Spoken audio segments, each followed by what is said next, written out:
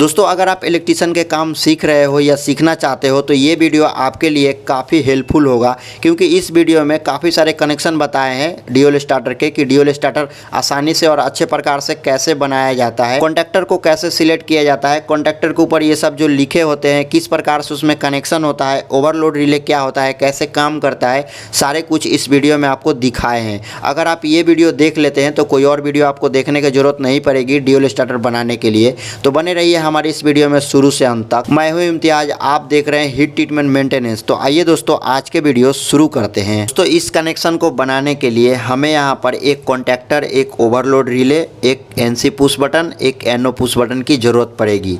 Contactor आप उसी हिसाब से सिलेक्ट करेंगे जिस हिसाब से आपका मोटर है, और कॉन्टैक्टर मोटर के हिसाब से ओवरलोड रिले को भी सिलेक्ट करेंगे। ये वाले हमारे कॉन्टैक्टर एल&टी कंपनी के द्वारा बनाया गया है। ये हमारे कॉन्टैक्टर 9 एम्पियर की है और ये 220 वोल्ट पर चलता है।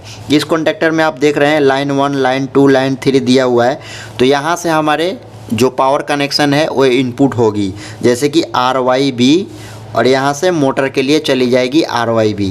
उसी के साथ यहाँ पर एक NO पॉइंट है। अगर आपके कॉन्टैक्टर में ये NO टर्मिनल नहीं होता है तो आप इसके ऊपर में एड ऑन ब्लॉक लगा के NO टर्मिनल बना सकते हैं। कुछ इस प्रकार के एड ऑन ब्लॉक आता है, यहाँ पर इस कैप को खोलकर और इसमें आप फिट कर सकते हैं। फिलहाल हमारे इसमें NO पॉइंट है तो हमें एड ऑन ब्लॉक की ज़रूरत नहीं है, तो हम इसको रख देते हैं। ये वाले कॉन्टैक्टर को पिकअप कराने के लिए इसमें हम लोग जो लाइन और न्यूट्रल का कनेक्शन करेंगे वो यहाँ पर आप दिया हुआ है, देख रहे हैं A1 A2 टर्मिनल में हमारे लाइन न्यूट्रल का कनेक्शन होगा। ये दोनों पॉइंट दोनों साइड में दिया होता है, जैसे कि आप यहाँ भी देख रहे हैं और इस जगह में भी देख रहे हैं। उसके बाद ये वाले जो हमारे ओवरलोड रिले है ये भी एल&टी कंपनी के द्वारा बनाया गया है। जिस कंपनी के कॉन्टैक्टर रहेगा और जो मॉडल का कॉन्टैक्टर रहेगा उसी मॉडल का ओवरलोड रिले भी लगेगा। इसमें ये वाले जो टर्मिनल है हमारे तीनों, इसमें कॉन्टैक्टर में कुछ इस प्रकार से टाइट हो जाएंगे। अच्छे प्रकार से इसको टाइट कर देंगे तो यहाँ पर फिक्स हो जाएगा। अब ये वाले जो ओवरलोड रिले में है, जब हमारे मोटर ओवरलोड होती है तो ये ट्रिप हो जाता है। ये वाले बटन रीसेट करने के लिए दिया होता है। यहाँ से आप ओवरलोड रिले की वैल्यू बढ़ा सकते हैं। ये वाले जो नोब दिया हुआ है इसको आप स्क्रू ड्राइवर के मदद से घुमा के इसके वैल्यू बढ़ा सकते हैं। बाकी जब भी हम कहीं भी स्टार्टर या कोई भी स्टार्टर बनाते हैं तो ये वाले जैसे कंपनी की तरफ से सेट होकर आता है बिल्कुल उसी प्रकार से रख देते हैं। बस मोटर के HP के हिसाब से हम लोग ओवरलोड रिले का यूज करते हैं। इसमें कनेक्शन करने के लिए कुछ पॉइंट दिए हुए हैं, जैसे कि आप देख रहे हैं 94 है, 96 है, 95 है, 97 है, 98 है।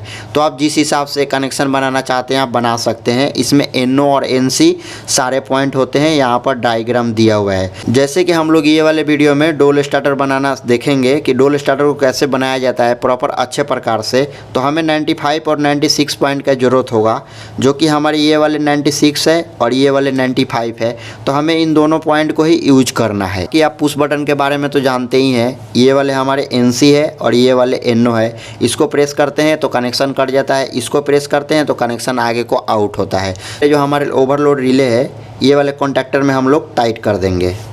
तो देखिए हमने इसको अच्छे प्रकार से टाइट कर दिया है। जब भी आप किसी भी पैनल में कोई भी स्टार्टर बना रहे हैं या कोई भी कनेक्शन बना रहे हैं तो आपको सबसे पहले सिंगल पोल या डबल पोल के MCB यूज करना है। उस MCB से आउट करके ही आपको किसी भी उपकरण में जोड़ना है। जैसे कि कॉन्टैक्टर वगैरह, ओवरलोड रिले वगैरह हो गया, उसमें आप कनेक्शन करना चाहते हैं तो जोड़ेंगे। और इसमें मोटर को चलाने के लिए जो पावर सप्लाई देना होता है यहाँ पर RYB, जैसे कि लाइन 1, लाइन 2, लाइन 3, तो हम लोग यहाँ पर जोड़ देंगे। और जो हमारे मोटर की 3 तारें होगी उस तार को यहाँ पर जोड़ देंगे।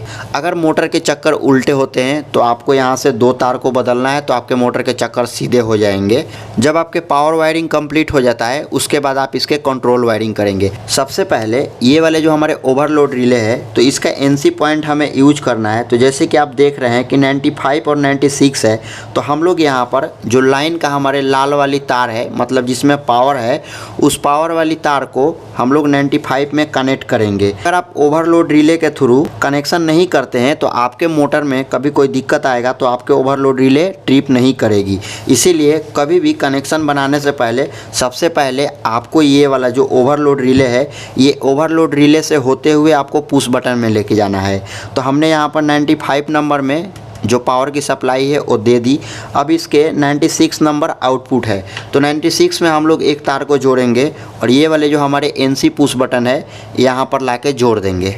तो देखिए हमने यहाँ पर जोड़ दिया है इसके आउटपुट में। जैसे कि हमने यहाँ पर इनपुट दिया था तो यहाँ पर आउटपुट में एक तार को जोड़ेंगे और ये जो हमारे NO पॉइंट है इस NO पॉइंट के इनपुट दे देंगे। तो देखिए हमने यहाँ पर जोड़ दिया। अब हम क्या करेंगे, ये जो हमारे NO पुश बटन है इसके आउटपुट से एक तार को जोड़ेंगे और यहाँ पर जो हमारे कॉन्टैक्टर है इस कॉन्टैक्टर में A1 या A2 शो हो रहा है, आपको इन दोनों में से किसी एक में जोड़ देना है। NO पुश बटन से आउटपुट से लेकर यहाँ कॉन्टैक्टर के A2 में जोड़ दिए हैं। उसके बाद ये वाले कॉन्टैक्टर को पिकअप कराने के लिए हमें इसमें न्यूट्रल कनेक्शन भी करने होते हैं। तो यहाँ पर हमारे A2 पॉइंट खाली है तो A2 पॉइंट में न्यूट्रल कनेक्शन कर देंगे। न्यूट्रल कनेक्शन करने के लिए कभी भी आपको ब्लैक वायर ही यूज करना है। हमारे पास फ़िलहाल नहीं है तो हम यहाँ पर ब्लू तार को दिखा रहे हैं। अब अगर इस कंडीशन में हम कॉन्टैक्टर को चलाएं तो हमारे कॉन्टैक्टर चल जाएगा लेकिन ये होल्ड नहीं होगा। सबसे मेन होता है इसके होल्डिंग करना। तो आपको चला के एक बार दिखाते हैं। देखिए जैसे ये वाले पुश बटन को प्रेस करते हैं तो हमारे कॉन्टैक्टर पिकअप कर रहा है। हमारे कॉन्टैक्टर पिकअप कर रहा है लेकिन जैसे ही पुश बटन को छोड़ते हैं हमारे कॉन्टैक्टर ऑफ हो जाता है। तो हमें इसको होल्डिंग करना है। तो होल्डिंग करने के लिए काफ़ी सिंपल कनेक्शन है।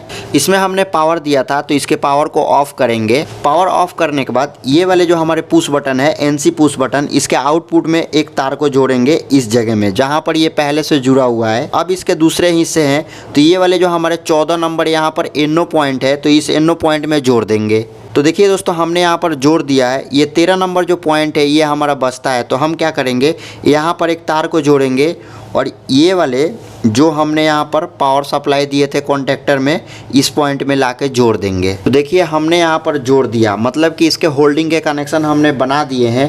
अब फाइनली इसको टेस्ट करते हैं और आपको दिखाते हैं कि हमारी ये कनेक्शन काम करता है कि नहीं। हमने यहाँ पर दिखाने के लिए तार को जैसे तैसे जोड़े हुए हैं, लेकिन आप अगर कहीं भी इसके कनेक्शन बना रहे हैं किसी पैनल में तो काफ़ी अच्छे प्रकार से ड्रेसिंग करके बनाना ताकि देखने में अच्छा लगे। तो चलिए अब इसकी टेस्टिंग करते हैं। इसमें हमने सप्लाई दे दिया है। अब हमारे ये वाले जो NO पुश बटन है इसको प्रेस करके देखते हैं। तो देखिए हमने प्रेस करके रखा है, हमारे कॉन्टैक्टर पिकअप हो गया। अब छोड़ते हैं तो देखिए हमारे कॉन्टैक्टर बंद नहीं हुए, ये चल रहे हैं बहुत आसानी से। इस बटन को प्रेस करते हैं तो देखिए हमारे कॉन्टैक्टर ऑफ हो गए। तो इस प्रकार से आप ड्यूल स्टार्टर बना सकते हैं। बाकी इसमें जो पावर वायरिंग होता है यहाँ पर लाइन 1, लाइन 2, लाइन 3 लिखा हुआ है। इसमें आप RYB तार को जोड़ देंगे। यहाँ पर लाइन 1, लाइन 2, लाइन 3 लिखा हुआ है। उसी के साथ T1, T2, T3 लिखा हुआ है। तो इसमें आपको मोटर के तार जोड़ने हैं। कभी भी आपके मोटर ट्रिप होती है तो जैसे कि हमारे कॉन्टैक्टर अभी पिकअप कर रहे हैं, मोटर ट्रिप होगी तो आपके कॉन्टैक्टर ऑफ हो जाएंगे और सप्लाई कट जाएगी। उससे क्या होगा, ओवरलोड रिले हम लोग क्यों यूज करते हैं कि मोटर को जलने से बच जाए। कई बार होते हैं कि किसी शाफ्ट को अगर मोटर घुमा रही है तो शाफ्ट जाम हो जाता है तो हमारे मोटर ख़राब हो जाती है। तो इसीलिए हम लोग ओवरलोड रिले लगाते हैं ताकि हमारे मोटर ख़राब ना हो और ख़राब होने से पहले बंद हो जाए। तो देखा दोस्तों कितने आसान है ड्यूल स्टार्टर बनाना, और बहुत आसानी से आप एक अच्छे प्रकार के ड्यूल स्टार्टर बना सकते हैं और किसी भी पैनल में किसी भी मोटर को चलाने के लिए यूज कर सकते हैं।